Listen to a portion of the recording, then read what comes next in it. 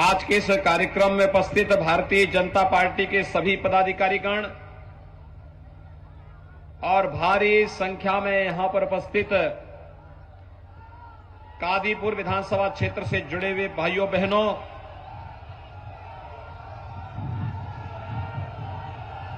मर्यादा पुरुषोत्तम भगवान श्री राम की इस पावन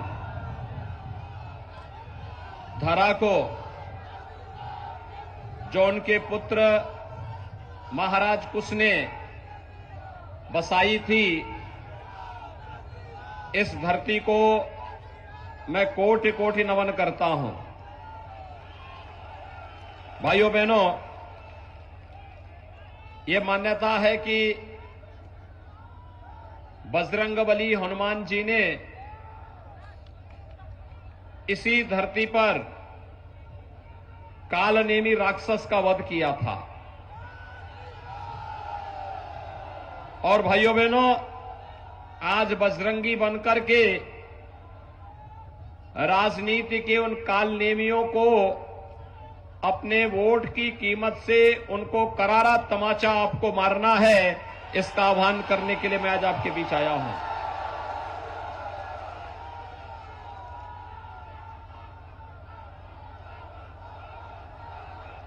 भाइयों बहनों, सुल्तानपुर वैसे भी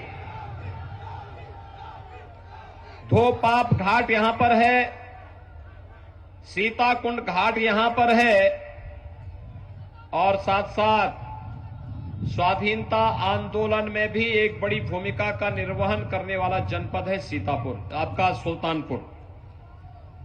मैं भारत माता के उन सभी महान सपूतों को जिन्होंने देश की स्वाधीनता के लिए अपना सर्वस्व न्यौछावर किया, उन सबको भी कोटि कोटि नमन करते हुए इतनी भारी संख्या में आप आए हैं कि मैदान ही कम पड़ गया है।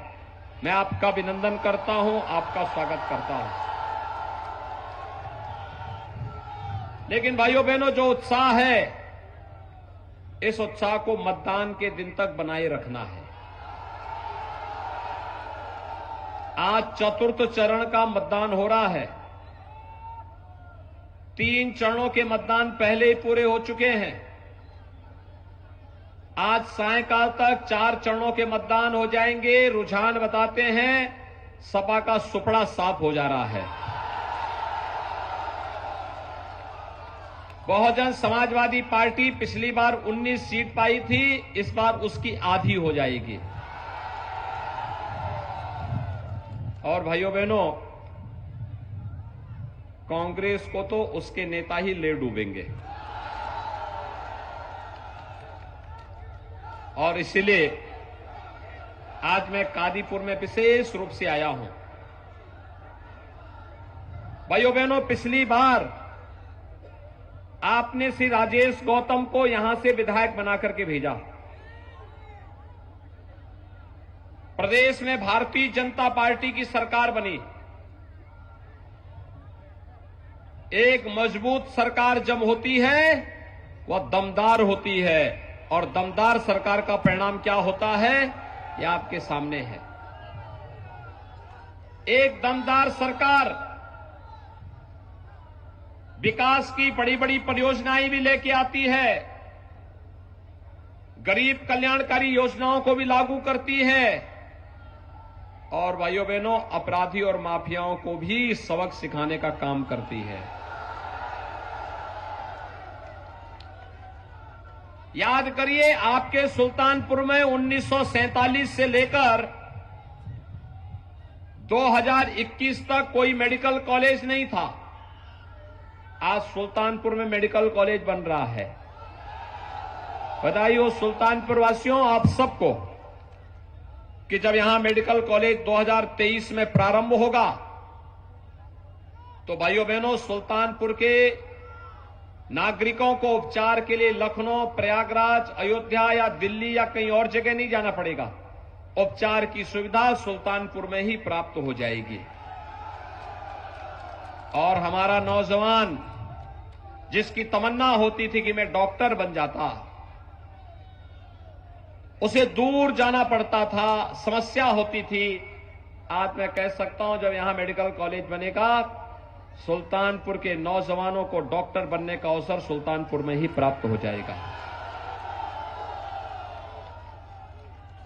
भाइयों बहनों, आप धक्का जहां पे है वहीं पे थोड़ा धक्का मुक्की ना करें, आराम से सुनिए बस। आपके उस उत्साह के लिए धन्यवाद। लेकिन भाइयों बहनों,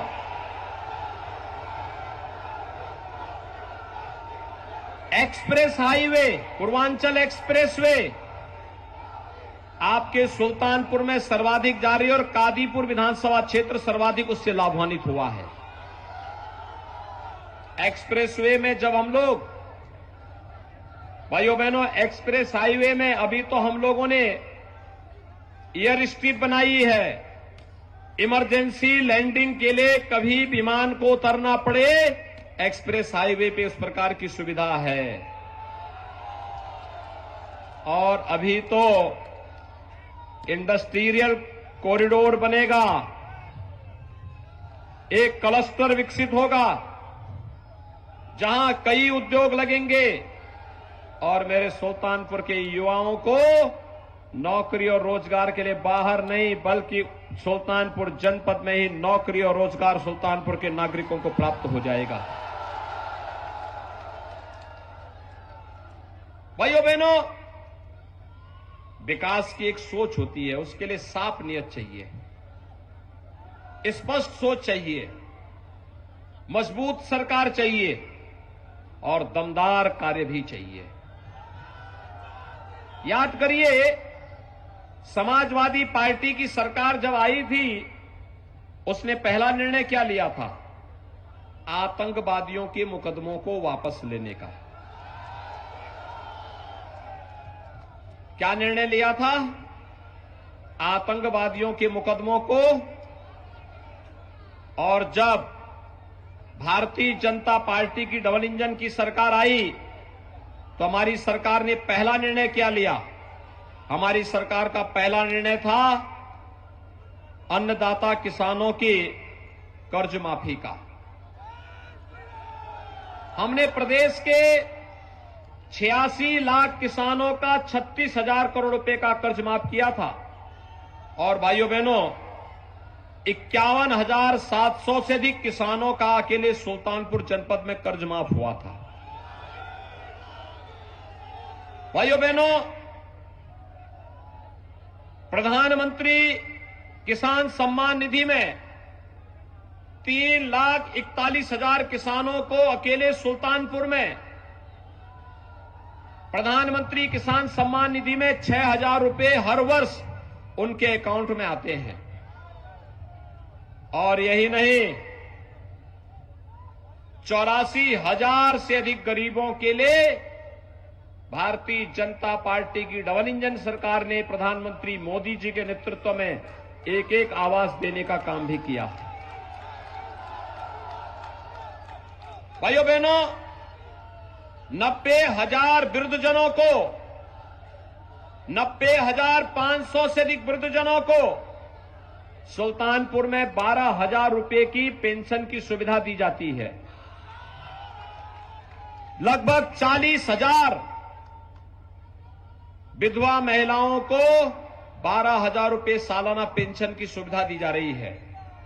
और 17,000 से अधिक दिव्यांग जनों को भी 12,000 रुपए सालाना पेंशन देने का कार्य भारतीय जनता पार्टी की सरकार कर रही है। समाजवादी पार्टी ने ये पेंशन रोक दी थी। उनकी संवेदना किसानों के प्रति नहीं है, नौजवानों के प्रति नहीं है, महिलाओं के प्रति नहीं है, बुजुर्गों के प्रति नहीं है, गरीबों के प्रति नहीं है। समाजवादी पार्टी की और बहुजन समाजवादी पार्टी की संवेदना है केवल और केवल पेशेवर माफिया, अपराधी और आतंकवादियों के प्रति। और इसीलिए जब भी उन्हें अवसर मिला, सपा या बसपा जब भी आई है, अपने साथ आतंकवाद और अपराध भी लेकर के आई है। 5 साल हो रहे हैं 5 साल में आपने कहीं प्रदेश में दंगों का नाम सुना है क्या? कोई दंगा आज नहीं होता है। कर्फ्यू का नाम सुना है क्या? कर्फ्यू भी नहीं लगता है। समाजवादी पार्टी की सरकार के समय 700 दंगे, बहुजन समाजवादी पार्टी की समय 364 दंगे हुए थे। समाजवादी पार्टी की उससे पहली सरकार के समय दर्जनों आतंकी घटनाएं घटी थी, जिसमें दर्जनों लोगों की मौत हुई थी। भारतीय जनता पार्टी की सरकार के समय कोई दंगा नहीं, कोई कर्फ्यू नहीं, कोई आतंकी घटना नहीं, भय मुक्त वातावरण।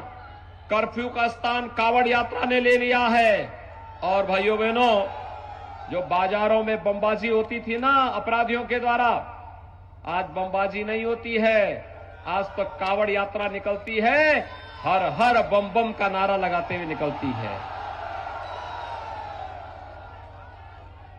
समाजवादी पार्टी की सरकार के समय, भाइयों बहनों, समाजवादी पार्टी की सरकार के समय सिपाही महोत्सव होता था।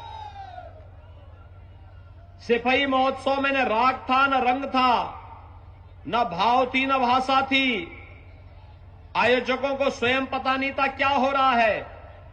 लेकिन आज उत्तर प्रदेश में जब महोत्सव की बात आती है, तो उत्तर प्रदेश में अयोध्या का दीपोत्सव दुनिया के अंदर पूरी दुनिया उसके प्रति जुड़ती है। बरसाना वृंदावन का रंगोत्सव होली कैसे होनी चाहिए, ये मथुरा वृंदावन की होली सबके सामने आती है रंगोत्सव के रूप में। देवताओं की दीपावली कैसे होती है, काशी की देव दीपावली सारी दुनिया के सामने छाती है। रामनवमी अयोध्या की, कृष्ण जन्माष्टमी मथुरा की, भव्य कुंभ और दिव्य कुंभ प्रयागराज का पूरी दुनिया के अंदर छाता है।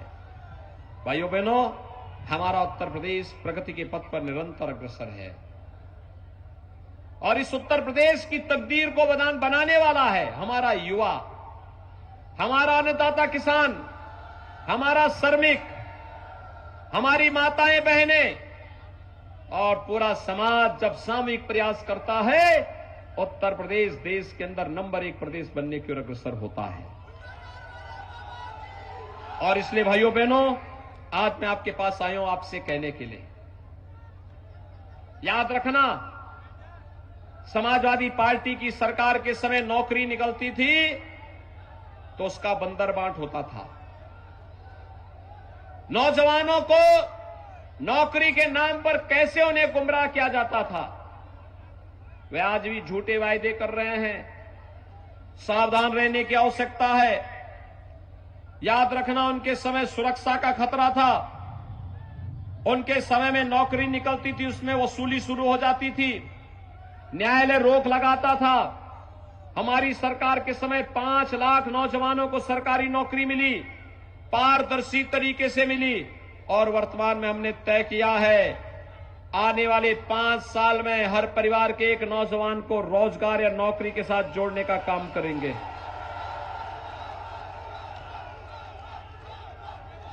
हमने तय किया है, वर्तमान में हमने तय किया है 1 करोड़ नौजवान को टैबलेट और स्मार्टफोन दे रहे हैं। सुल्तानपुर के भी कुछ नौजवानों को मिला है। समाजवादी पार्टी ने चुनाव आयोग को शिकायत किया कि नौजवानों को नहीं मिलना चाहिए। हमने कहा भी कोरोना में ऑनलाइन एजुकेशन की व्यवस्था होनी चाहिए, ऑनलाइन प्रिपरेशन की तैयारी होनी चाहिए, ऑनलाइन एग्जामिनेशन की तैयारी होनी चाहिए। कैसे होगा, हमारा नौजवान कैसे करेगा? लेकिन उन्होंने चुनाव आयोग को कंप्लेंट किया है और हमने तय किया है, अभी तो 1 करोड़ नौजवान को दे रहे हैं, 10 मार्च के बाद प्रदेश के 2 करोड़ नौजवान को देंगे टैबलेट और स्मार्टफोन। और जो खर्चा आएगा, डिजिटल एक्सेस का जो खर्चा आएगा, वह मां बाप के ऊपर नहीं पड़ेगा, उसको भी सरकार स्वयं वहन करेगी। भाइयों बहनों, कोरोना कालखंड है, फ्री में टेस्ट, फ्री में उपचार, फ्री में वैक्सीन। वैक्सीन कितने लोगों ने लिया है? वैक्सीन का पैसा तो नहीं लगा, फ्री में मिला है ना। याद रखना, अगर सपा बसपा या कांग्रेस की सरकार होती, ये सब ब्लैक हो जाती, सब बाजार में बिक जाती। फ्री में वैक्सीन, सबको वैक्सीन। और भाइयों बहनों, डबल इंजन की सरकार है ना, तो राशन भी 2 बार मिल रहा है कि नहीं मिल रहा है? और राशन के साथ दाल, रिफाइंड तेल, नमक, ये सभी मिल रहा है ना। अच्छा, मुझे एक बात बताओ, आपके यहां बिजली आती है कि नहीं आती है? आ रही है? 2017 के पहले भी आती थी क्या? भाइयों बहनों, मैं आपसे पूछना चाहता हूं, ये समाजवादी पार्टी और बहुजन समाजवादी पार्टी के लोगों से पूछो कि सरकार तो प्रदेश वही, तंत्र वही, लेकिन भाइयों बहनों, उनसे पूछना चाहता हूं, उनसे पूछा जाना चाहिए, प्रदेश वही, तंत्र वही, क्यों सरकार बदली है? पहले लोग प्रदेश की जनता को राशन के लिए, बिजली के लिए तरसाते थे। आज भाइयों बहनों, मैं आपसे कहूंगा, आज इनको वोट के लिए तरसा दीजिए। आज इनको जवाब दीजिए। इनके समय में नहीं मिलता था, भारतीय जनता पार्टी की डबल इंजन की सरकार आपको सारी सुविधा दे रही है। और भाइयों बहनों, कारण है, आज एक्सप्रेसवे बन रहा है, मेडिकल कॉलेज बन रहा है,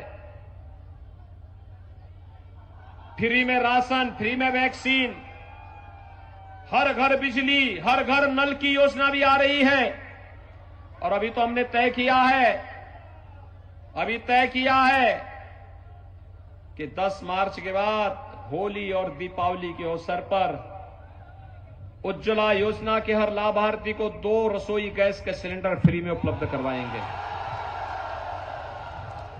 60 साल से ऊपर की हर माता और बहन को फ्री में परिवहन निगम की बस में जाने की सुविधा उपलब्ध करवाएंगे।